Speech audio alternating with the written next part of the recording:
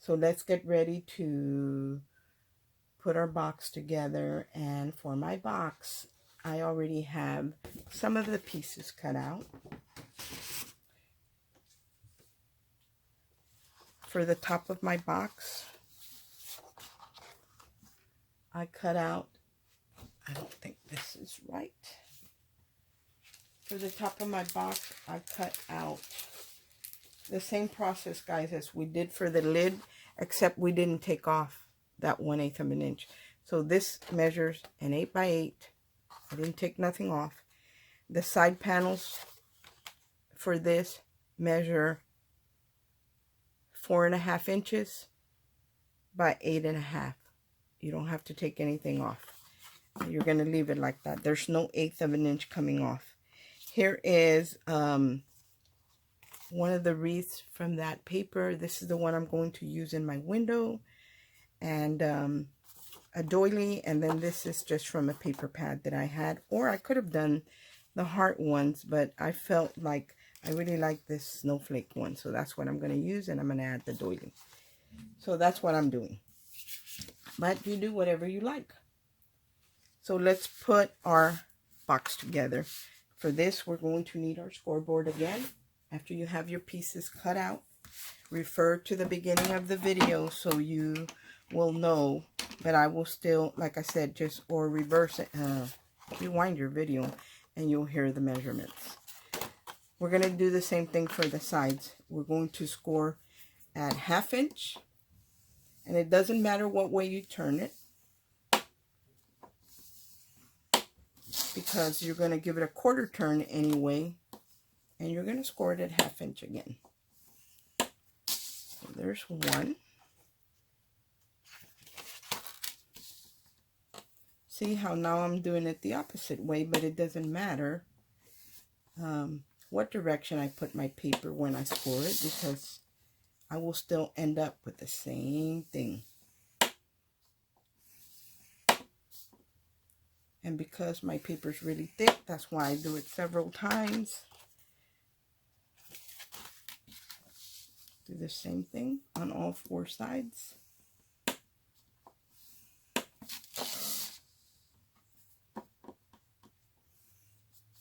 This paper's super thick. You would think my box would have been extra sturdy, and it still needs to be lined with more paper or chipboard or something because of the height or the depth. And another 1/2 inch. Almost done here, guys. To the lid, we don't do anything. We leave it the way it is. All 4 sides have been scored.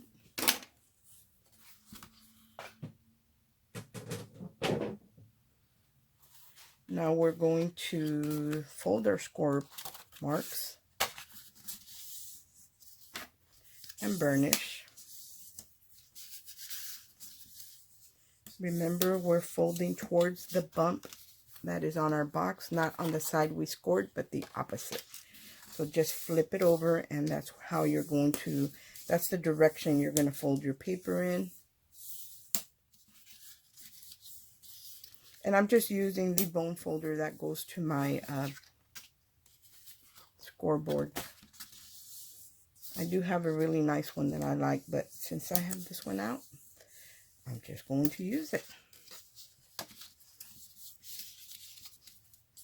I really like that scoreboard. I actually got rid of all my scoreboards and only use that one now. Although there's a little one I do want to get, but not same brand as this one. It's a different one. But we'll see. For now, I'm using what I have. Okay, so everything has been folded and burnished. Now we're going to do the same thing. On the corners, we're going to, at an angle, we're going to take off that little corner piece. And on either side of the strips, you can start from the corner in, or we're going to do that to all 4.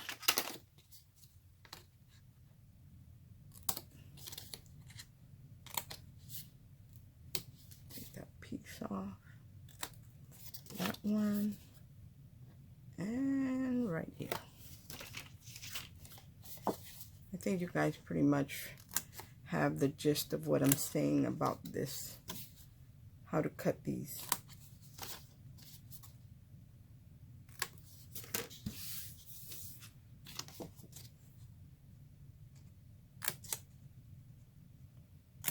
These are great for if you're going to do like giveaway baked goods in your boxes. Make sure you line it, you put your baked goods on some type of grease-proof paper, parchment paper or wax paper, and I would say parchment paper. That way the oils and whatever it is that you baked, whether it was candy or baked goods, that grease doesn't seep into your paper and, you know, ruin your box. Then it's not going to be pretty. So to put the lid together, we are going to do the same thing, but I'm not going to put it together right now. This is where you have to decide, do you use a die to mark whatever you're going to cut out, or do you can you run it through your machine? I can run mine through my machine, and that's what I'm going to do. But before I do that, and I recommend that you do this too, I think it will help you. Decide whatever paper you're going to put on top. And I didn't cut one out. Yikes. Decide whatever paper you're going to put on top of your box. I mean, I could do this one, I suppose. Maybe. No, this is too small. So when you get your paper that you're going to do, depending on how much edge you want to show, I only want mine to show a little bit of edge.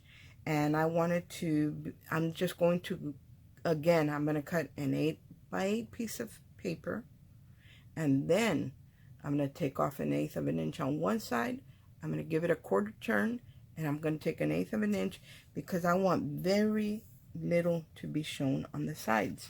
Unfortunately, I don't have a paper printed out for that. I don't know what I was thinking. So I'm going to choose something from this paper pad, and hopefully I'll choose one that matches. Right, this is a great place, guys, for you to use your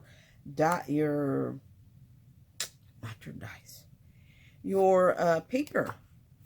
Do I want green? No. This is a great place to use your paper pads that you have been not knowing what to do with, and you've been saving them for a long time. Take them out, guys. Cut them up.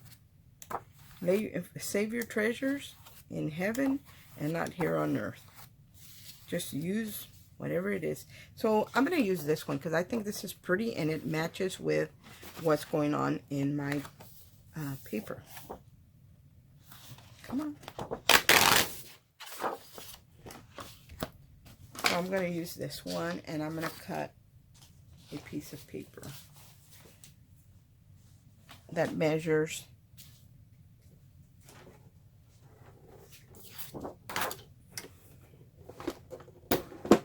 7 7/8 by 7 7/8. So I'm going to go right there. Or, you know what? Let's do it the way we've been doing it. Let's put it at 8 inches. Here it is at 8 inches. Go ahead and cut it. And then we're going to turn it around and cut it to 8 inches. I think this is the easiest way to explain it. Now, without moving your paper, move it back 1/8 of an inch. And go ahead and cut another little piece off. Just a little piece. Give your paper a quarter turn and do the same thing. Move it back a little bit from the 8 inches, 1/8 of an inch, and trim that piece off. Ooh, did I already do that?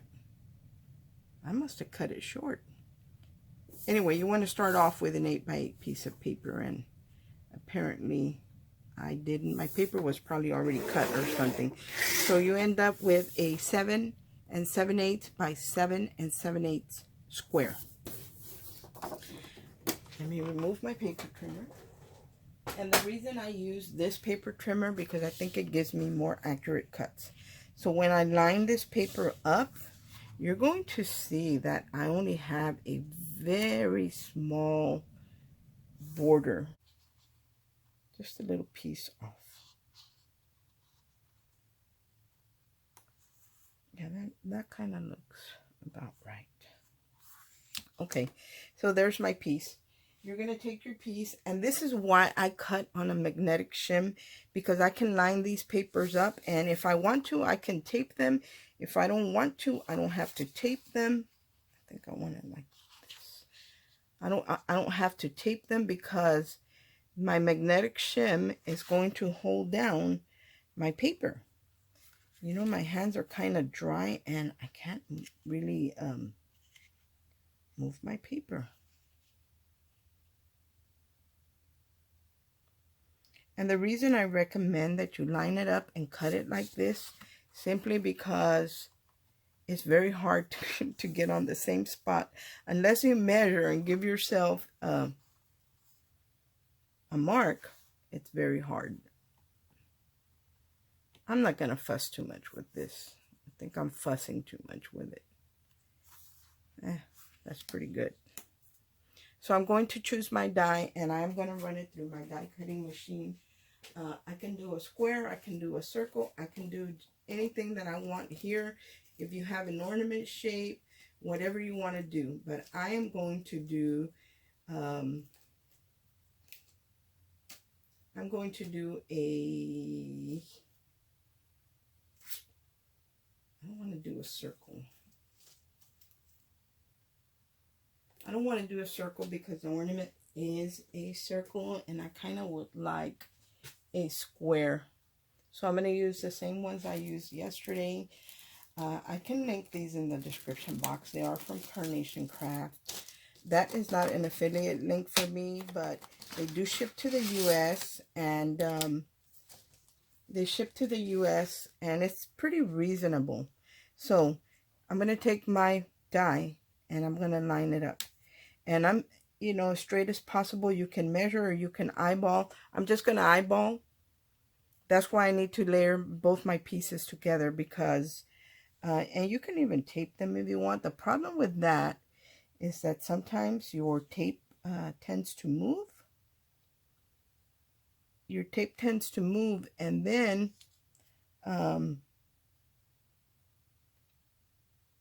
not move, tear your paper when you go to take it off. Oh, please, come on. I'm trying to get as straight as possible, you guys. Anyway, enough of that. Let me take out plates. I keep everything handy where I work. I actually have an island in the middle of my craft room, and that's where I work. So here is my machine plates. That looks pretty good. And this looks just about centered. If I feel it's not centered, I can, like right here, I can tell it just shifted on me.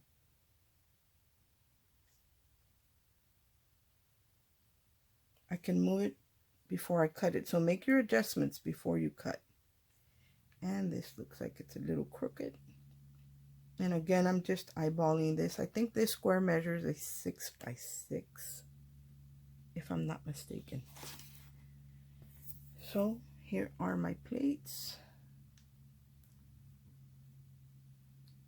That actually looks pretty good. And when I run it through my machine, it's not gonna, oops, did I turn it off? It's not going to cut through both layers of paper, but it is going to give my bottom paper the indentation where I can line up my die.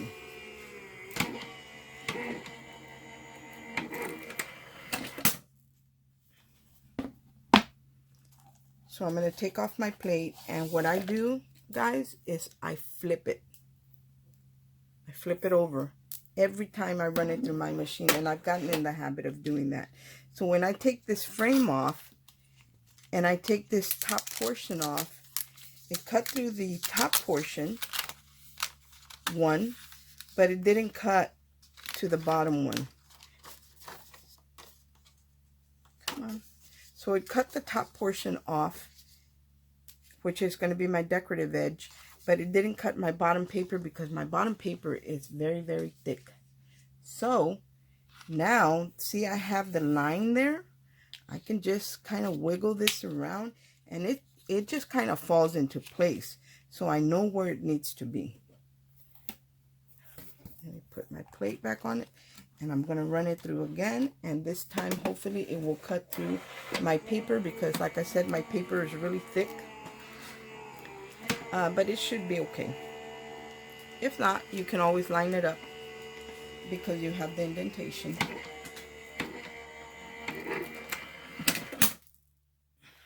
Okay, let's see what it's doing. If it didn't cut, I'm going to run it through again because I want a clean cut. Let's see.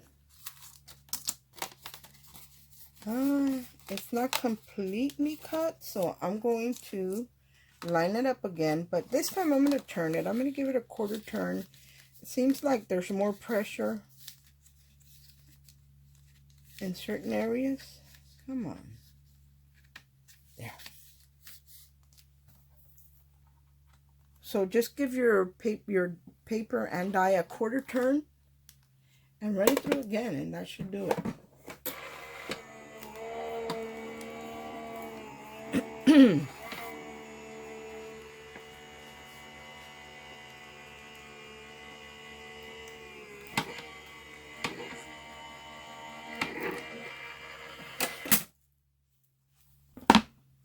I really love this machine that I just got as a gift from my hubby. I love it, love it, love it. I don't use these big plates very often, you guys, but I do keep them handy in case I need them.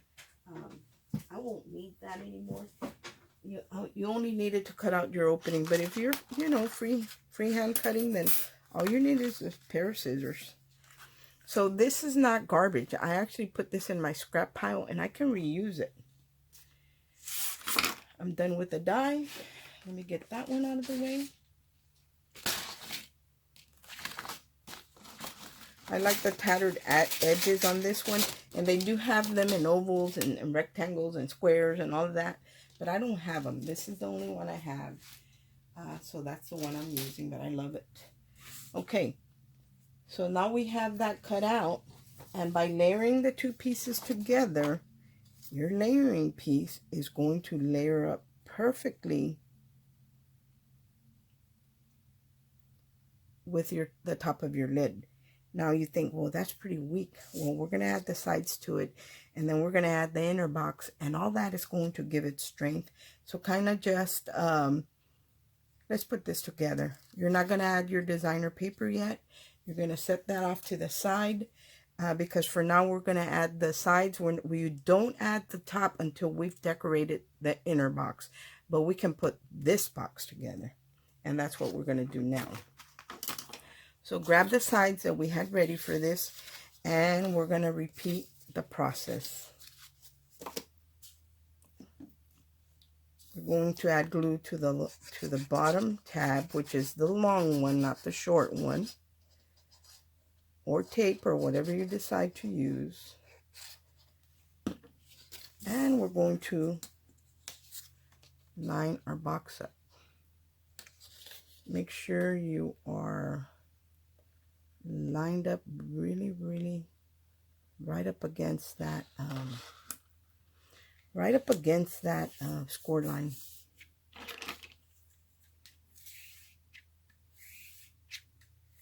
See how easy it is to put these boxes together, even though they are see, if I was to I can't even put this one here, because even if this had a tab here, because the side tabs cannot be next to each other. So you have to rotate it this way.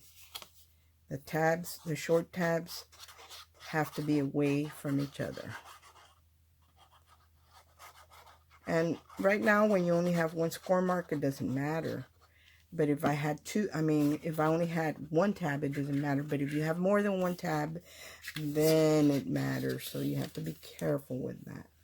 On this one, we don't have to be. So I'm going to line up right up against that. And right here.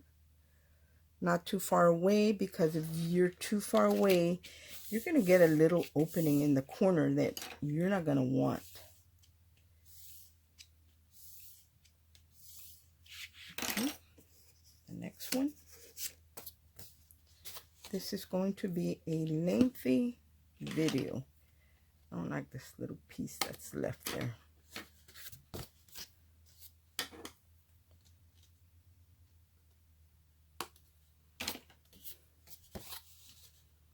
A lengthy video, but once you do one, you'll be pretty fast at the other ones. Although this is a little tedious, it's well worth it. When you finish it, the results are awesome. Did I flip it around? What did I do wrong? This can't go there. Ah, I folded it to the wrong side, guys. That's what I did wrong. I'm going to wipe the glue off. That's what I did wrong. So make sure I had something on that paper. My tab was folded to the wrong side. Burnish. So if it's not lining up the way it's supposed to, then you folded it to the wrong side like I just did.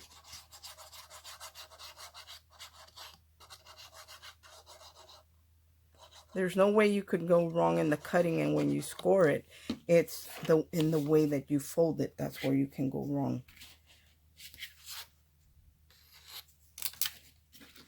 So we're going to line up on this edge and on this one. Perfect. This needs to go in just a tad.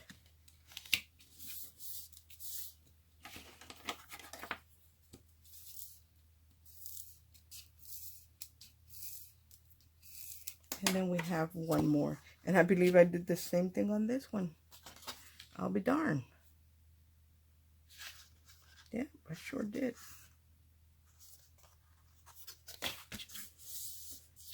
I don't know how that happened, guys, but if that happens to you, just flip it around and fold it the other way.